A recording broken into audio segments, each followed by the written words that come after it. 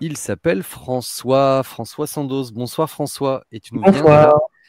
deuxième François, il était là depuis circonscription le du début, avant l'émission. 84. J'ai J'en ai marre d'être déçue.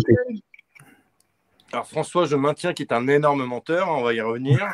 On va attaquer ton interview donc, par un court portrait avec un qualificatif qui tient à cet ignoble mensonge que tu nous assènes. Et puis ensuite, une série de questions. Donc, François Sandoz, bonsoir. Tu es candidat dans la seconde circonscription du 84. C'est ça. Tu as 40 ans, tu es Non, mais directeur c'est quoi le 84? Vous êtes pénible avec vos numéros. C'est le François. Vaucluse. C'est le Vaucluse. près de Cavaillon. Donc, tu as 40 ans, tu as été directeur d'association. Tu as 40 ans, elle s'appelle la ressourcerie. Tu as 40 ans et je crois que tu nous mens parce que regardez, ce type prétend qu'il a 40 ans. Bah oui. Donc, tu as officiellement le titre de député Benjamin Button. J'ai bien 40 ans, je les ai vus le mois dernier. Voilà, donc j'ai bien 40 ans. Tu ne te crois pas une J'ai seconde. l'impression que vous avez tous le même âge, moi, parce que Non, mais c'est la caméra qui fait ça. Voilà, Ouais, c'est ça, ouais. Parce que Reda, on a l'impression que Reda et toi, vous avez le même âge. Non, Vous pouvez pas faire 30 pour les deux, vous faites un blot. on coupe la part en deux, voilà, c'est ça. Alors, je vais vous prouver que François n'a pas 40 ans grâce à la question honteuse. C'est parti. Ah ah.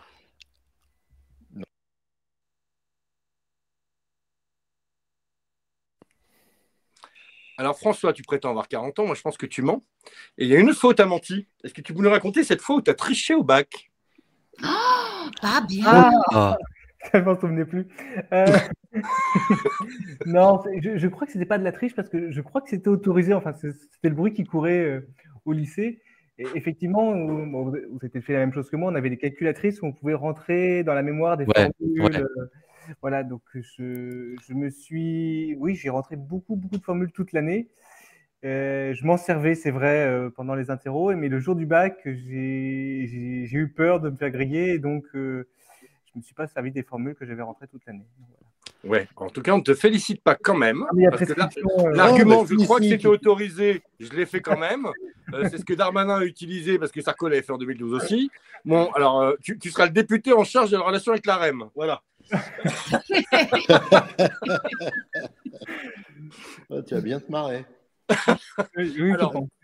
Seconde question, c'est la question Rousseau, du nom de Sandrine Rousseau, qui nous a donc dans l'émission suggéré à la deuxième émission de faire des assemblées citoyennes pour demander aux gens des circos ce qu'ils voulaient comme première loi qu'ils construisaient avec elle sur le terrain en ce moment pendant sa campagne.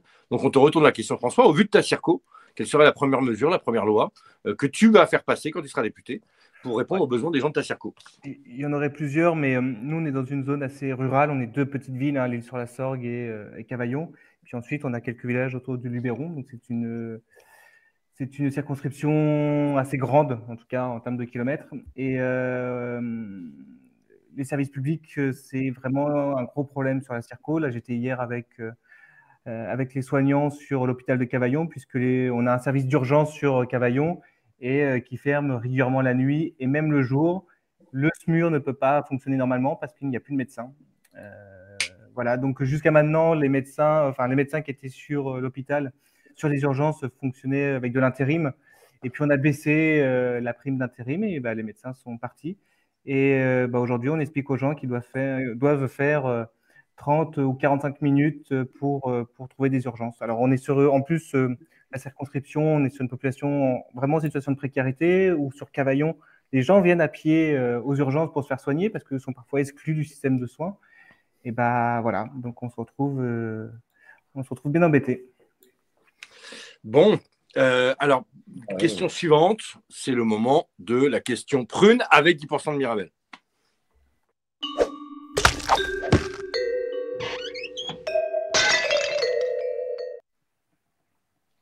Alors, cette question prune, c'est de savoir qui tu as dans ta circo, à qui il faut coller des tartes, qui est-ce que tu affrontes et comment tu t'y prends.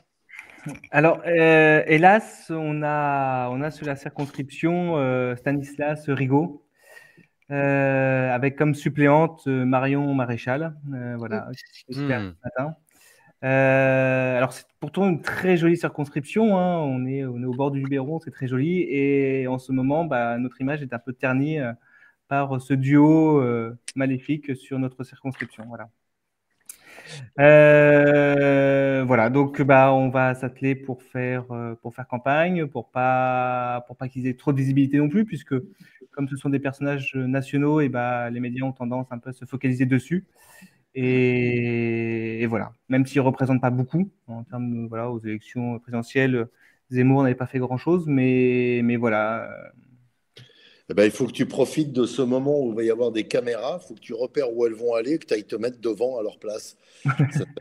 Non, mais il faut faire le coucou, mais c'est vrai, c'est un truc atroce à faire, mais il faut aller faire le coucou devant les caméras de ces gens-là, quoi. Tout Il faut à leur fait. piquer la lumière. C'est un peu chiant à dire comme ça, mais c'est une technique qui fonctionne, quoi. Ouais, il faut vraiment que tu ailles troller leur sortie, en fait. C'est-à-dire que Ouais, si à ouais, chaque faut les fois qu'il y a troller.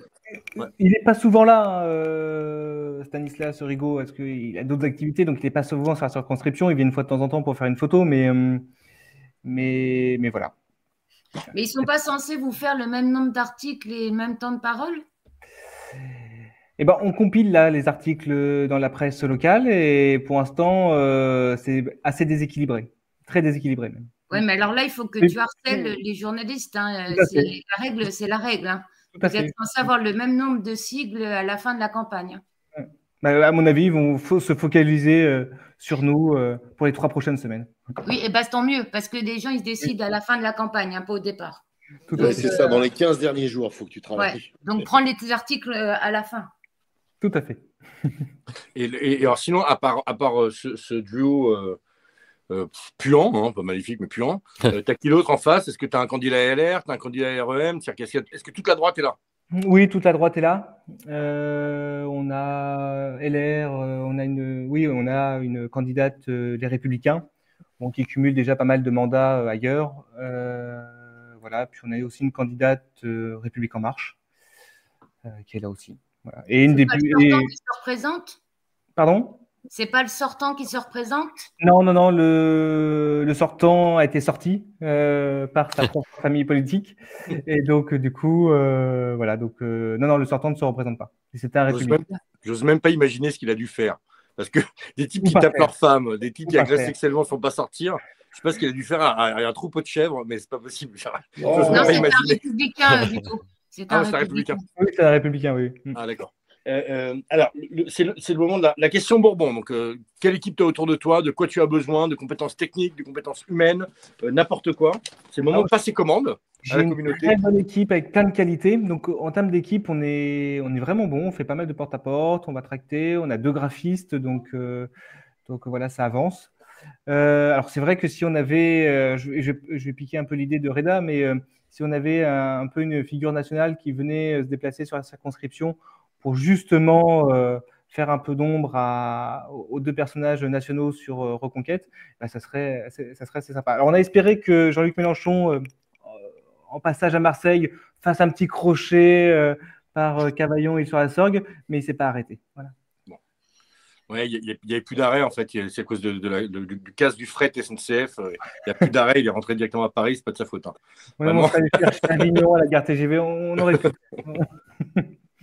Non, mais alors, sinon, même pas de dons? Alors, pour l'instant, on fonctionne sur les dons, ça va. Pour l'instant, voilà, on n'a pas un gros budget, on a un petit budget, mais on va faire avec. Alors, on va essayer d'avoir une figure nationale. Non, on va relayer ça. On va le clipper. On va Il y a l'envoyer. Pierre Lescure qui habite à l'île-sur-la-Sorgue. De temps Ah. en temps. Alors, on a Renaud aussi qui soutient donc les candidatures de l'Union populaire. Voilà, donc on essaye de le rencontrer, mais il est en ce moment à Paris, je crois. Ouais, Alors, ça a failli être ta question honteuse. Je voulais que tu chantes Hexagone. Moi, c'est mon morceau préféré de Renaud. Je ne chanterai pas à cette heure-là. C'est mon morceau préféré de Renaud. Hein. Hexagone, il est incroyable.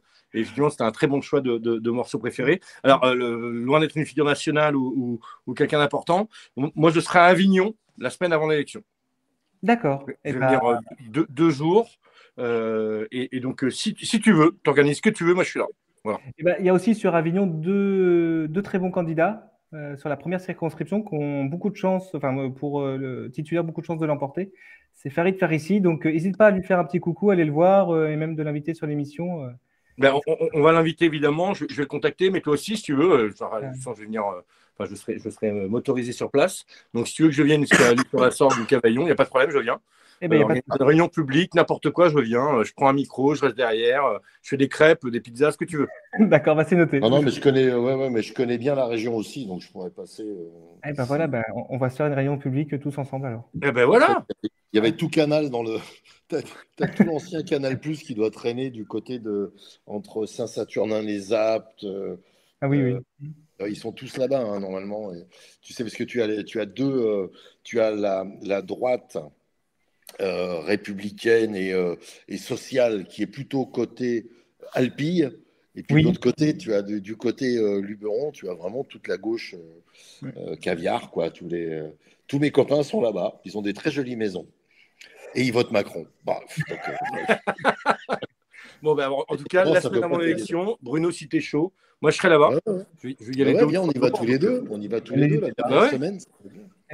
Et entre les deux tours. Et oui, il n'y a pas de souci. Mais entre les deux tours, ça va être vachement. Parce que si tu as Marion Maréchal Le Pen, Rigaud, ça va créer aussi de la mobilisation en face. C'est pas que négatif de les avoir, c'est aussi pour tous ceux qui ne les aiment pas, c'est des repoussoirs, méga repoussoirs. Donc, oui, ça peut mobiliser notre camp, parce que c'est vrai que l'abstention est surtout de notre camp, et que oui, ça peut mobiliser les gens du coup ça peut aider. Et si tu te retrouves au second tour avec une triangulaire ou un truc comme ça peut fonctionner. Hein. Donc on ira tout venir. Avec Ludo, ça ressemble à une forme, avec le monsieur qui est là ça ressemble à une sorte de promesse. On va faire ça. Eh ben, il n'y a pas de souci. On passe des guignols au pécho, là, en se faisant une petite lucarne, mais.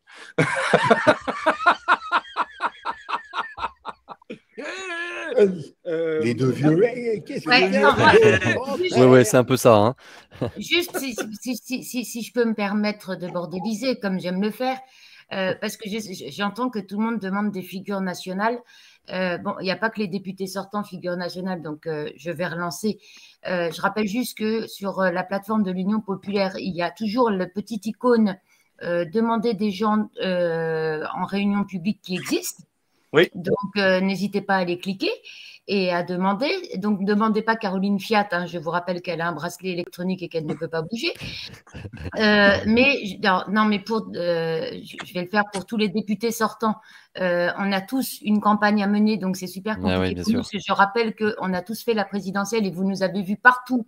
En France, et qu'on n'était pas sur nos circonscriptions pendant que vous faisiez les présidentielles sur vos circos, nous on le faisait pas, et que il faut, donc voilà, c'est le premier point.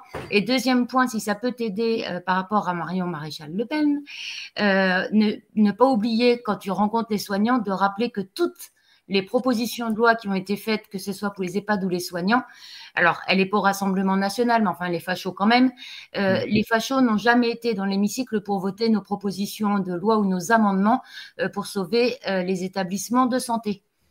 Juste un rappel. Dans la circonscription, ça peut faire du bien de le rappeler. Tout à fait. 0 fois. Alors, dernière question, c'est la question ninja. C'est le moment où c'est toi qui vas aider les autres, François. Quelle est ta technique secrète, ton petit truc ou le conseil que tu pourrais donner aux autres candidats qui vont te regarder ou qui te regardent déjà pour pouvoir accéder au Palais de Bourbon comme toi? De faire la campagne dans la joie. Je crois qu'on a besoin de joie. On a eu 5 ans difficiles sous Macron. On a quand même partout en France une extrême droite assez forte, haineuse. Et donc, je pense qu'on a besoin d'apporter de la joie partout où on passe, dans les porte-à-porte, dans les marchés, etc. Et d'apporter du sourire, de sourire et d'apporter des sourires. Voilà. Et c'est ce qu'on fera quand on sera au gouvernement, c'est gouverner dans la joie. Voilà. Vraiment très bon conseil, parce qu'effectivement, moi je crois à une chose, c'est quand on incarne ce qu'on vend et qu'on vend des lendemains meilleurs, et que si on affiche déjà un quotidien aujourd'hui meilleur et joyeux, alors que c'est la merde, ça présuppose que quand on sera au pouvoir, évidemment, ce sera beaucoup plus joyeux, serein, et que les gens seront dans de bien meilleures dispositions pour pouvoir prendre soin les uns des autres que ce qu'on peut vivre depuis 5 ans. Donc bravo pour ce conseil, François. Oui, Bruno, tu disais? Je disais, il faut faire envie. Voilà. Oui. C'est ça. Oui. Le fait que je ne sais pas comment ça se passe quand vous vous baladez, mais il faut que les gens aient envie d'être avec votre bande, quoi. Se dire, tiens, ces mecs-là, j'ai envie d'être avec eux. Je ne sais pas ce qu'ils font, mais j'ai envie d'être là. parce qu'ils sont sympathiques. Voilà. Et je ne sais pas si on a envie d'être avec Marion Maréchal Le Pen. Non, mais vraiment, ce que dit Bruno est très important. Ça rappelle ce qu'on vivait au lycée. Hein. Tu avais une bande un peu cool dans la récréation, etc., qui était là. C'est avec cette bande-là qu'on voulait être. Je ne sais plus quel département, ça va me revenir, mais les militants avaient mis en place des trucs sur les marchés. Ah, et c'est le Lot. Avaient mis des trucs sur les marchés où en fait, ils buvaient des coups au lieu de tracter sur une table et discuter entre eux, interpeller les gens, etc., pour qu'ils viennent s'asseoir. Et honnêtement, ça a cartonné. Parce qu'on se disait, mais qu'est-ce que c'est que ces fous qui sont là sur le marché, en fait, qui sont censés nous tracter des trucs. Ben non, on parlait avec eux, on faisait les cons avec des gens qui sont naturels. Et ça fait envie, vraiment, parce qu'on se dit, mais en fait, c'est cool. Alors, les Insoumis, on nous a dit que c'était des gros relous autoritaires, gauchistes, qui sentaient mauvais, alors qu'en fait, c'est des gens sympas qui ont toujours une table ouverte. Et moi, la technique de la table ouverte, il me semble que c'est le truc le plus important. De montrer que, parce que malgré tout, on ne va pas se raconter de bêtises, la NUPS, issue quand même d'un rassemblement opéré par les Insoumis, ce qui me caractérise, quand même, c'est l'intérêt général et la générosité. Donc, il faut la montrer, ça. Il faut le montrer qu'on est obsédé par les autres et qu'on est généreux avec les autres. Ça me semble important comme valeur à véhiculer et ton conseil est très très bon, François, bravo. Merci à toi. Merci à vous. Rendez-vous à l'Assemblée nationale. C'est ça, j'espère. Avec une belle écharpe. C'est ça. Bon, et puis un jour tu nous donneras ton vrai âge quand même. Ouais. Je le redis dans 40 ans. Bon, bravo François. Et puis rendez-vous la semaine avant le premier tour. Moi, je serai dans le coin, n'hésite pas, tu me recontactes. Pas de problème. Voilà, on organise un truc. Très bien. Salut François. Bonne nuit alors. Ciao François. Bon courage. Ciao, ciao.